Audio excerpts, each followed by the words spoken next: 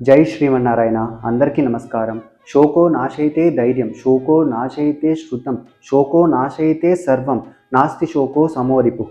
అంటే శోకం మనలోని ధైర్యాన్ని, జ్ఞానాన్ని, అలాగే సర్వాన్ని నశింపజేస్తుంది. అందుకే శోకాన్ని మించిన శత్రువు లేదు అని అర్థం.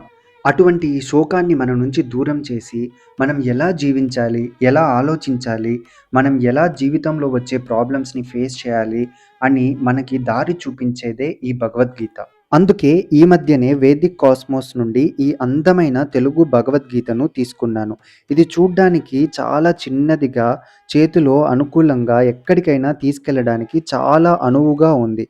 ఇందులో ఒరిజినల్ శ్లోకాలతో పాటు స్పష్టమైన తెలుగు అర్థం ఉండటం వలన భగవద్గీతలోని జ్ఞానాన్ని అర్థం చేసుకోవడం చాలా సులభం.